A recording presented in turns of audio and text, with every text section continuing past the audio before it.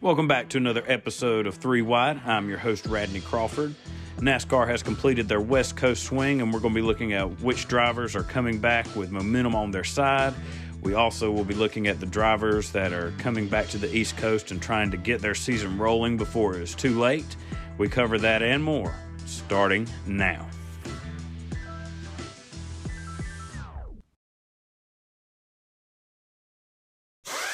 So starting out the race weekend, you had the Xfinity Series and the final stop on the West Coast swing at Phoenix. Trevor Bayne qualified first in his second start for Joe Gibbs Racing, and they had actually announced that Trevor will be racing next weekend for them at Atlanta, which increases his race total from 7 to 8 for Joe Gibbs. So anytime you're in Trevor's position and you're trying to build up your stock and getting a top-tier ride next year in the Xfinity or the Cup Series, whenever they're adding starts to your part-time schedule, you know you're going in the right direction. So it truly has been a solid start for Trevor in his return. You also had Noah Gragson continuing his hot streak. He was starting second, and he was my pick to win today's race just for the fact of how fast of a start he's had this season, probably one of the best starts of his career. So momentum was definitely on his side. You also had some drivers to point out in qualifying. Ryan Sieg qualified fourth and was actually starting next to Ty Gibbs after their run-in last week at Las Vegas, which, given NASCAR's history, that's about on par with it.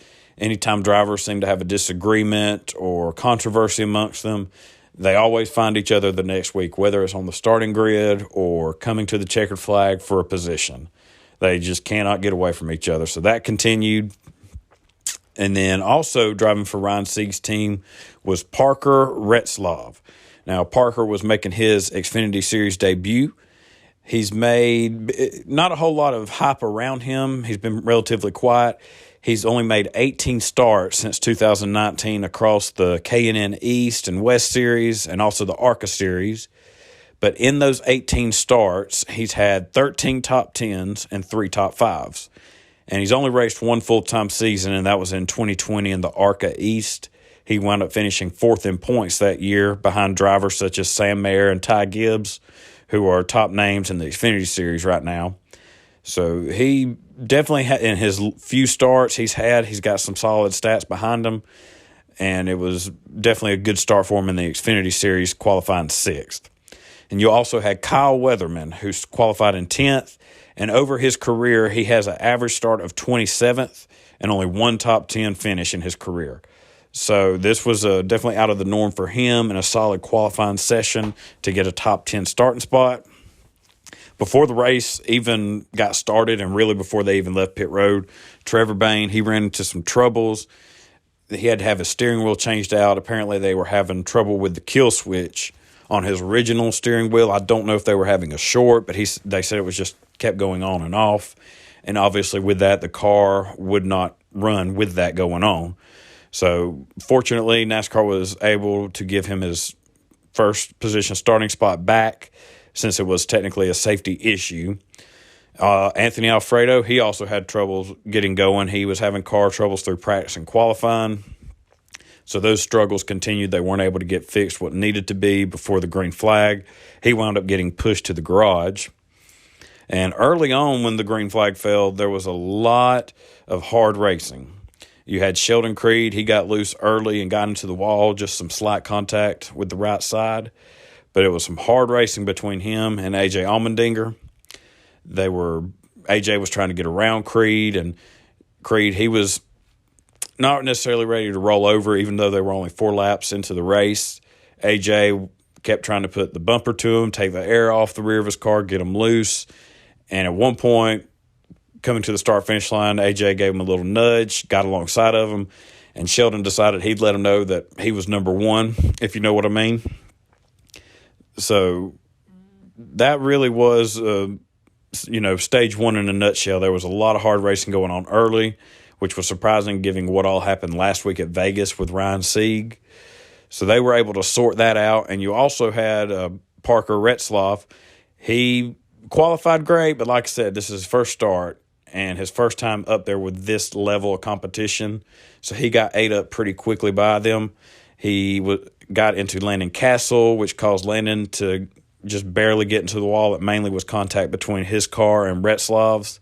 He also, at that point, was just falling back. I know he was doing some hard racing with guys like Brett Moffitt and Retzlaff. At this point, he's not in top equipment. He doesn't have that much experience. His main thing needed to be just logging laps, trying to stay out of the way, which he wasn't, doing that great a job early on, not necessarily to his fault.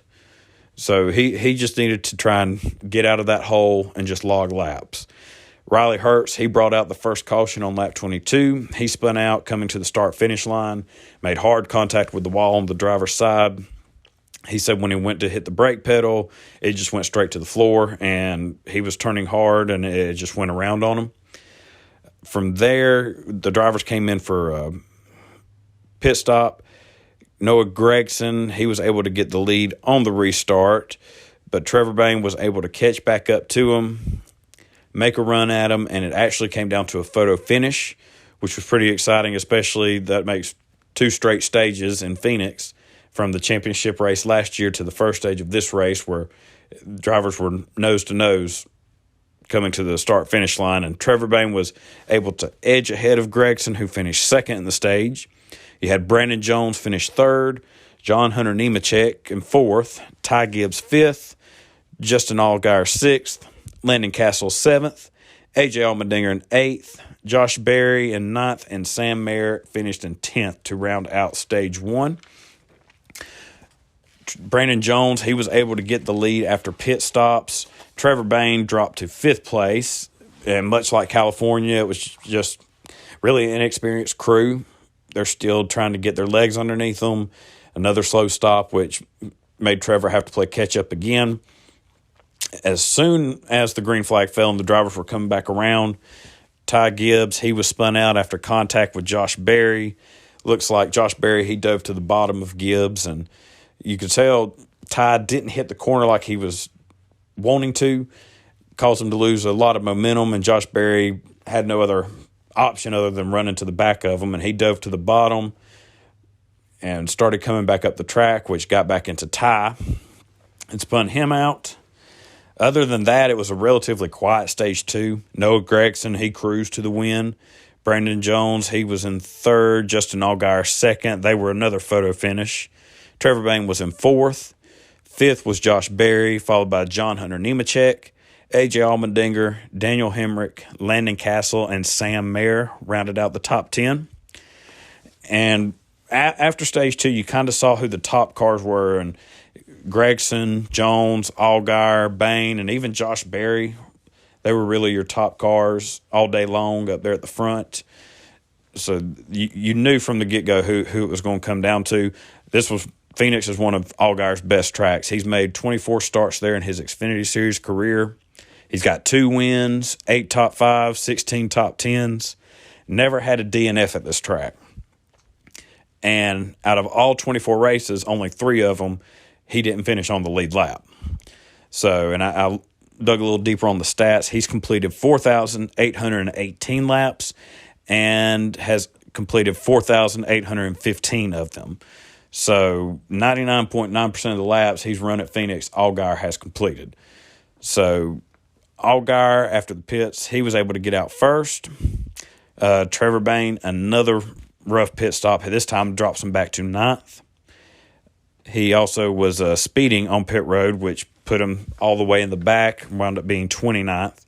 So pit road has really been his Achilles heel in his 2 starts this year. Both times he's had fast cars. He's been able to make up lots of time on the track, but unfortunately because he has to start from behind, it just doesn't give him a good shot at getting a win. Sam Mayer, he also had a tough day on pit road. He had 3 speeding penalties by the end of it. But then when they got the green flag back out on stage 3, John Hunter Nemechek was able to get out in the lead for Sam Hunt Racing, lead a handful of laps. However, Noah Gragson, he worked his way back to him, got around him. Also, you had Trevor Bayne, who, as I said, restarted in 29th. He was able at one point to get all the way back up to 5th, working his way up, which shows how strong a car he had. So green flag pit stops were starting because we had a caution-free stage 3. so far. And during these pit stops, Justin Allgaier actually got a penalty for removing equipment. It looked like from the replay, his air hose and air gun had gotten tangled up, and he pulled it out of the pits. It really wasn't that clear of a look on TV. I searched through social media, media members such as Bob Pockras, who, as far as news and insight in the sport, there's no one better than someone like Bob Pockras or Jeff Gluck. They didn't seem to really know what had happened either, other than what the penalty was. So that was unfortunate for Allgaier. That kind of took him out of the running for the win. You had Brandon Jones actually pit about a lap before Noah Gragson, and because of that and the time he was able to make up, he cycled into the lead. However, there towards the end, lap traffic became a big deal. Because of the green flag run, they were starting to lap drivers up into the top 10, which meant that these were drivers, faster cars, top equipment, tougher to get around because these drivers are wanting to stay on the lead lap, and it allowed Noah to catch up to him and pass him with 14 laps to go. And from there, it was really smooth sailing for Noah. Noah took the win, first win of the year, and what has been the fastest start of his career. Brandon Jones finished in second, followed by Josh Berry in third. You had Trevor Bayne able to make his way back up to the front and finish fourth. John Hunter Nemechek brought his car fifth. Ty Gibbs in sixth. A.J. Allmendinger seventh. You had Daniel Hemrick in eighth. Their teammate Landon Castle in ninth. And Justin Allgaier in 10th. So Allgaier, Bayne were able to make up time from their pit stop penalties and get top fives and top 10 finishes. So solid day for them. Some other drivers who had solid finishes were drivers like Jeb Burton. He was able to come home 12th. Ryan Sieg, after his solid qualifying position, he gets 11th. Brandon Brown brought his car home 13th.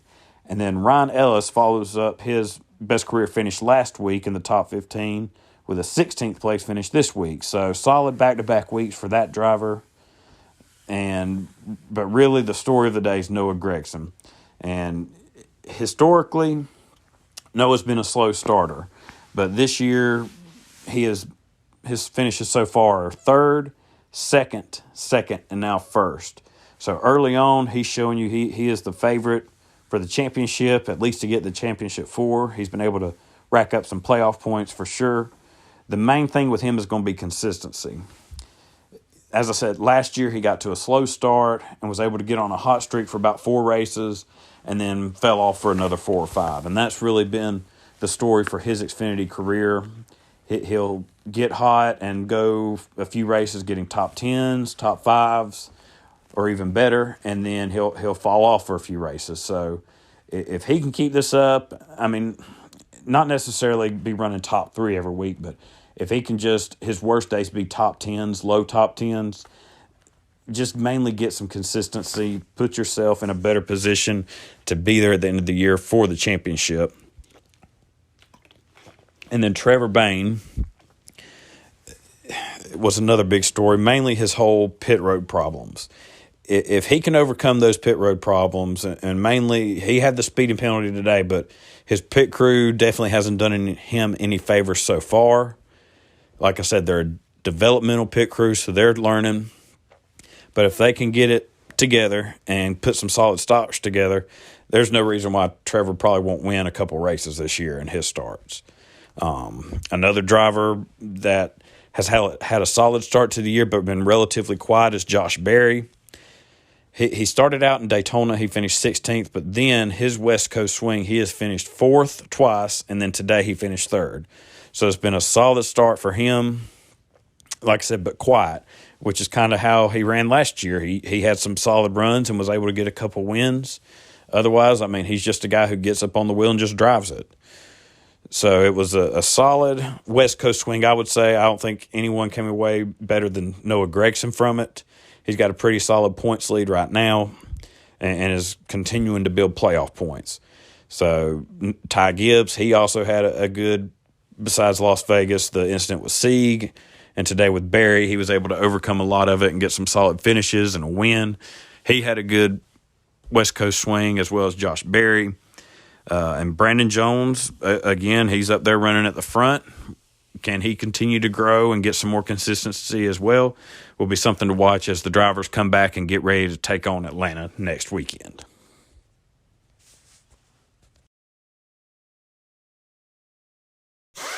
So now we have the Cup race at Phoenix, which just concluded not too long ago. You had Ryan Blaney starting on the pole, followed by Denny Hamlin in second.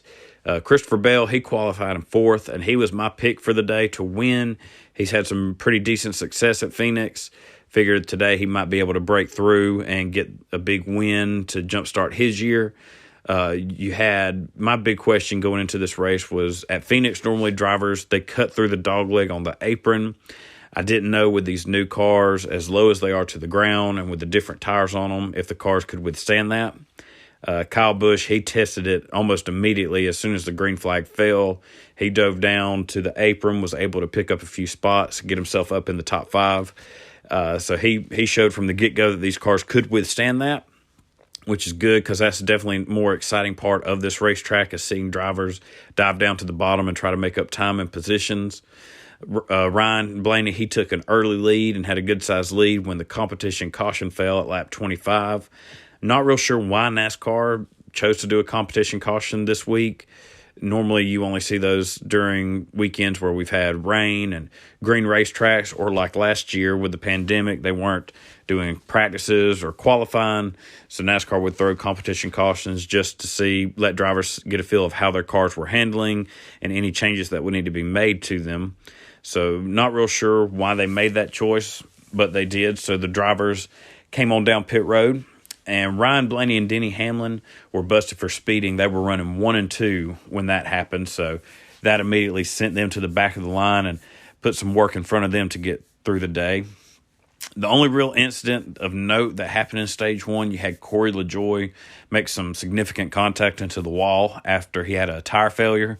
It's a pretty good-sized hit for him, and that pretty much ended his day, which was sad to see because he's had a relatively solid start to this season for Spire Motorsports. You know, some top 20, top 15 finishes.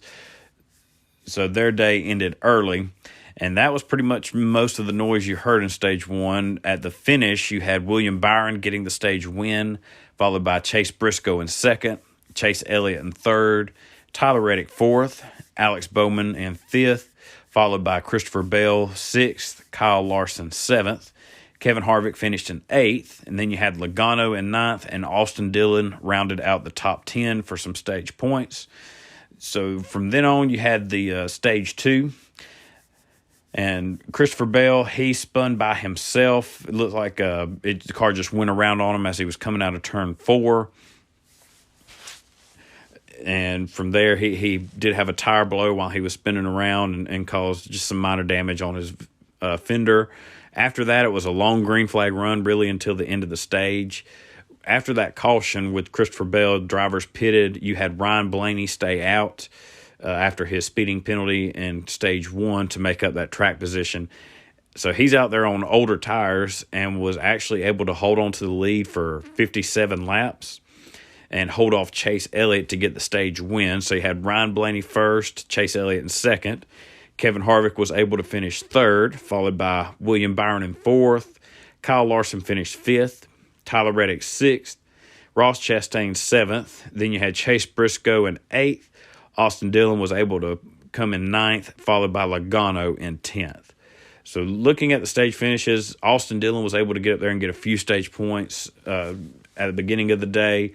Tyler Reddick, Ross Chastain, and Briscoe, they would be the main names you would see there at the end of the race contending for the win. But early on in Stage 3, Chase Elliott took the lead, looked to be in command of the race, and then you had Martin Truex blow a tire and take a hard hit coming on the back straightaway. And that was a big hit for Toyota. He had been their top performer of the race. He was running in 12th at the time. And it was a pretty down race for Toyota, so they definitely didn't need that blow. But unfortunately, that tore up Truex's car pretty good, and that ended his day. And on the restart after that caution, Chase Briscoe took the lead and really took command of the race from that point on. In the middle of the stage, you did have Kyle Larson come to pit road. He had a broken valve spring in his engine, which ended his days, and that's really, as far as I can remember, the first engine failure we've seen in this new car. So And for it to happen to a driver like Kyle Larson, that was very unfortunate for that team. You had Eric Jones then wreck with 27 laps to go. And Eric, he had been running in the top 15 all day. It wasn't quite the day he had, say, at Vegas or even Auto Club Speedway, but it was still going to be a solid finish for him setting up. Unfortunately, he wrecked. And you had the drivers come in for pit stops. And Chase Elliott, who was up there near the front in contention, competing with Chase Briscoe, trying to run him down, he had a slow stop, and it dropped him back to 6th. So it put him in a hole with just a handful of laps to go. And at the restart, it turned into a very exciting three-way battle for the win between Ross Chastain, Chase Briscoe, and Tyler Reddick. All three drivers going for their first win. And so there was going to be some hard racing if they could have went green the rest of the way. And you also had Kevin Harvick back there in 4th, who was just sitting back there and wait. Three drivers up there going for their first win. It was very possible somebody made a mistake and could have messed up just themselves or the other two contenders. And Kevin Harvick, he would have pounced on that opportunity. Unfortunately, Chase Elliott, he spun with 9 laps to go, so that erased any chance of that happening, at least at the moment. You had Tyler Reddick. He was slowly catching Chase Briscoe, who had opened up a pretty big lead. So that caution was not something Chase Briscoe wanted to see. Don't know if Tyler would have had enough time to catch him and pass him. Might have been able to catch up or get close to him. So Chase Briscoe, he had to strap in and get ready for a big-time final restart. You had Chase Briscoe restarting first, Tyler Reddick second, Ross Chastain third, Harvick 4th, and Austin Dillon 5th coming to the restart. And that there was a lot of storylines in that top 5 if any one of them could have came away with the win. Obviously, Briscoe, Reddick, and Chastain going for their first career wins. You had Kevin Harvick, who is going on a winless streak, trying to break that. That would have been a big win for him. And also Austin Dillon trying to get his winless streak broken. And he had a relatively quiet day, had just worked himself up into a position where he had a good shot at the win. But when the green flag fell on the restart, Chase Briscoe got off to a better launch. And from there on, the Ross Chastain and Tyler Reddick, they were battling hard for second, which is all Chase needed to get himself some space and get as minimal pressure as he could behind him. He was able to take the win, the first of his career. So he finished first. Ross Chastain finished second, which ties his best career finish. Tyler Reddick in third. Ryan Blaney, he came back in 4th. Kurt Busch finished a solid 5th. Kevin Harvick came home in 6th, followed by Kyle Busch 7th, Joey Logano 8th. Daniel Suarez was able to finish 9th for an all-track house top 10. And Chris Buescher gets his first top 10 of the year, finishing in 10th. Now, Austin Dillon, he was looking like he was going to be able to get a solid top 10 finish out of it. However, he was wrecked going into the final corner. Contact was made with Daniel Suarez. Suarez was trying to block Kyle Busch. He was making a run on the inside. And unfortunately, Suarez just swung up in the corner and made contact with Dillon, who went driver's side into the wall just before the start-finish line. So that was unfortunate for Austin. He had a quiet, solid day, kept his car clean, only to get taken out there going into the last corner, coming to the checkered. So that wrapped up the West Coast swing. And there's some drivers and teams that they had a rough start to the season and by the finish of the West Coast swing. And then you had some drivers, and especially surprising drivers, that have gotten off to a great start this season. One of the things I wanted to talk about, you had Fox. A lot of people, you've seen definitely a lot more negative about them as far as their broadcasting to start the season. A lot of people, they're not happy with the pre-race show, especially with the fact that they're getting 30 minutes to an hour of pre-race coverage and almost none in the post-race, which I can understand and agree with that. I definitely want to see more post-race coverage. I want to hear from not just the winner in second place or the winner and the top 3 finishers. I would have liked to have heard from drivers like Daniel Suarez and Chris Buescher after his first top 10. Kurt Busch, who finished in 5th, got a solid top 5. Those would have been some good drivers to hear from. Didn't even get to hear from Austin Dillon after he had gotten wrecked and get his thoughts on it. I hadn't seen much pre-race coverage this year, just going off what people were saying on social media, how terrible it is. I know they had that horrible pre-race deal with Chase Elliott and Kyle Larson last week at Las Vegas, where they had two guys acting as each driver wearing their helmet. It just did not come across well at all. It looked very poorly produced. You also, I noticed during the race on the graphics where they put up the driver's name, their speed when somebody's catching up to them, and they'd actually misspelled Chase Elliott's last name, which to me, I don't know who did that. That's kind of inexcusable. Chase, who is arguably the most popular driver in the series, and even still in that top series, I don't see how that happens. So somebody messed up there. Not sure what's going on, but Fox is definitely not receiving a lot of positive reaction this year so far from fans. We'll see if that changes as the season goes. I know next weekend you'll have Jeff Gordon in the booth with Clint Boyer and Mike Joy at the Atlanta race. So Jeff Gordon makes his return. But some drivers that got off to a rough start themselves. Eric Jones, now he had that solid race at Auto Club where he looked like he could come away with the win. He was able to come away with a fourth-place finish, so still a solid day for him. He's shown speed, he's shown progression, and could really be sitting in a good spot in the point standing so far. Unfortunately, besides that fourth place at Auto Club, he just has not been able to close out the races. He had a top 10 run possibly going last weekend at Vegas when he wrecked at the end. Today, it was a solid day, not a top 10 or top 5 day by any means, but could have had a solid top 15 when he wrecked again with about 27 to go. So mainly, he's going to have to be able to finish these races and take advantage of the speed he has so far. He's been unable to do so in the West Coast swing. So hopefully when he gets to Atlanta, he can look to regain some momentum. And this one is kind of a surprising rough start to me, was Joe Gibbs Racing and really Toyota as a whole, both them and 2311 Racing. Christopher Bell, he's only had one top 10 finish at Vegas.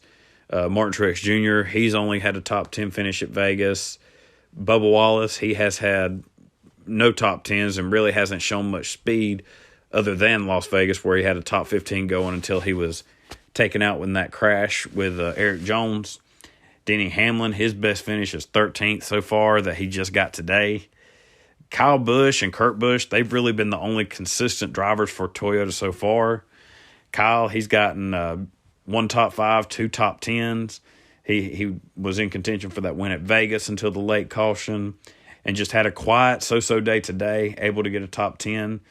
And it's kind of the same thing with Kurt. He got an 8th place finish at Auto Club and a 5th place finish at Phoenix. So he's had a quiet start to the year, but still better than most of the other Toyota drivers.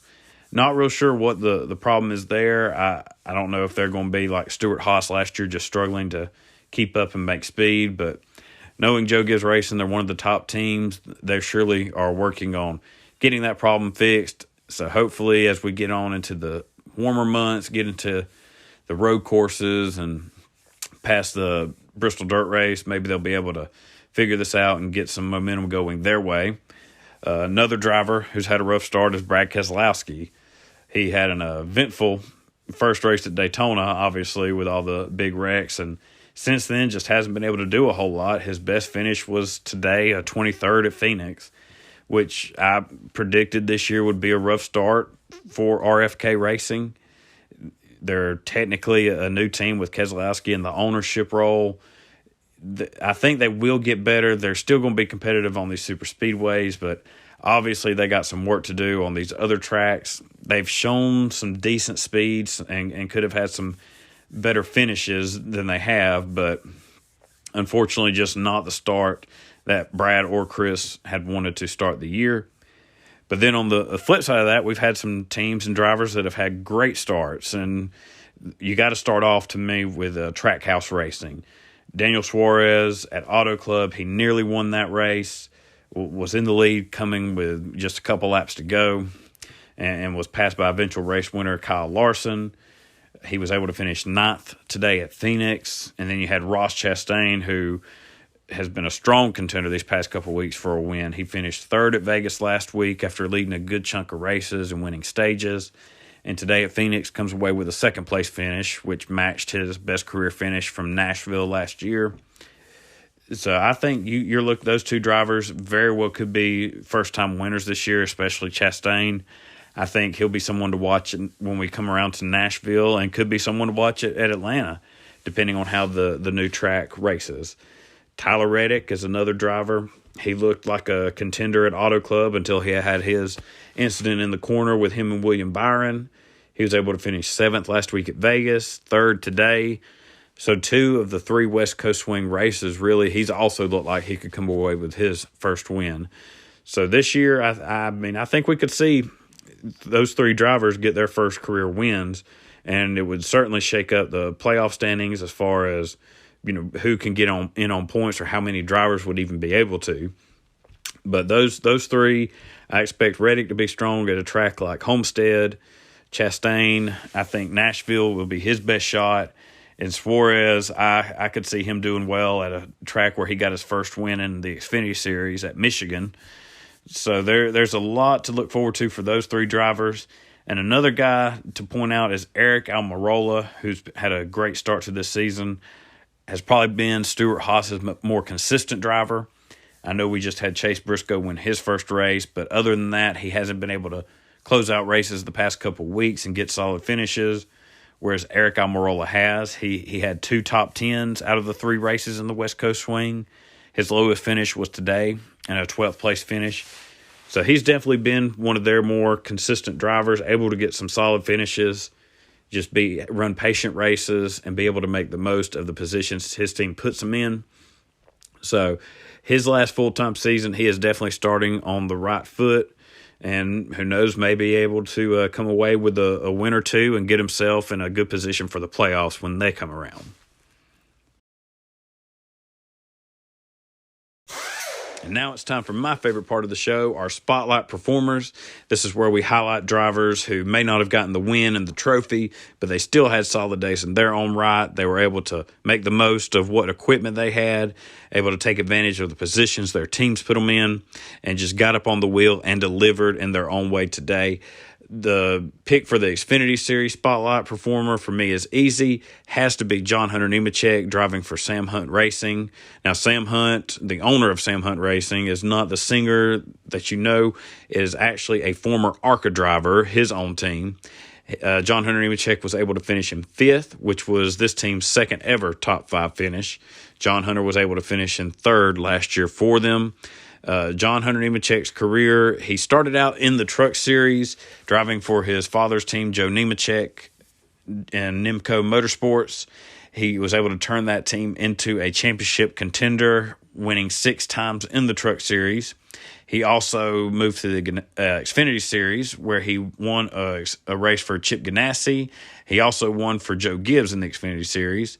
He made the jump a couple years ago to the Cup Series for Front Row Motorsports, which, as you know, they're not the underfunded team, but they're also not your Penske or your Joe Gibbs Racing. They're just a kind of a mid-pack team that can surprise you with some wins. And John Hunter Nemechek nearly got a win at Talladega with them. He got 3 top 10s in his rookie year with them. After that, he decided to go back into the trucks full-time, just simply trying to rebuild his name, his stock. So he got a ride with Kyle Busch Motorsports, was able to have a solid season last year, and nearly won the championship, and he is once again the championship favorite for it again this year. So he is definitely a name. I think John Hunter doesn't get a lot of credit. He can turn any team into a race-winning contender. So I think he's definitely got a bright future for him, especially making the decision to go back to the trucks, rebuild himself up. I think that'll help him in the long run. He's definitely going to be a name to watch in the Toyota camp for the next few years to come. And then we jump over to the Cup Series, and my spotlight performer for that race is Ryan Blaney. And the reason it's Ryan Blaney is the day he had. He started on the pole, had a good start to the race until the competition caution when he was dealt a speeding penalty on pit road. Him and his team makes the decision to stay out at the next caution. On old tires, he is able to hold off Chase Elliott and the rest of the field for 57 laps to get the win in Stage 2. So that's an extra playoff point and 10 extra points in the standings for him. And after struggling to complete races in the West Coast swing, able to bring it home a solid fourth. So it's definitely a good race for Ryan Blaney and be able to recapture some momentum going forward, especially going into Atlanta next week, which is one of his top tracks. And now we look forward to next weekend's race at Atlanta Motor Speedway. Now, Atlanta Motor Speedway, it has been probably one of the fan favorite races the past few years, just with its worn out surface, drivers fighting the conditions, and how hard it could be on their tires. A lot of fans and drivers alike did not want to see this place resurfaced. Obviously, the track got to the point where they had no other choice. But while resurfacing it, they also did a new configuration. They added a few degrees to the banking in the corner and readjusted it. And they also narrowed up the back straightaway. So with this track and this new car, how will that mix together? What kind of different racing will we see? NASCAR, they're talking about doing a yellow line rule like they do at the super speedway races. And this is just me talking from the previous configuration and how wide the back straightaway was. I don't see how that would necessarily affect the race. You never saw drivers go down to the apron or below the line to make moves just because the track was already wide enough and you can have several different lanes to go through. But now with it narrowed up, will that change it? It very well could. I'm not sure, and I don't think we really will know until the race is over on Sunday. But the big question is, can NASCAR and these teams keep the momentum going that they had built from this West Coast swing? Obviously, we've had a great last few races at Auto Club, Las Vegas, and Phoenix. Can that keep up, especially at this new track? It's a lot of question marks as to how these cars will race and how the drivers will be able to handle it. Ryan Blaney, he is the defending winner of this race. He has also got the best average finish among active drivers. However, and I was surprised to read this, the current active driver with the most wins there right now is Kurt Busch. And he's had 24 races at this track. He's been able to finish on the lead lap 21 times of those 24 races. So Kurt, like most of his career, especially recent career, he's one of those guys that kind of flies under the radar, just knocks out good finishes races, and can sneak up and get a win or two every season. This could be a big week for him to get 2311 and Toyota back on track. And in the Xfinity Series last year, you have Justin Allgaier, the defending winner, and the trucks, their defending winner is Kyle Busch. I didn't want to get too deep on the stats with those series just because, like I said, it's a lot of unknown going into this race with the new configuration.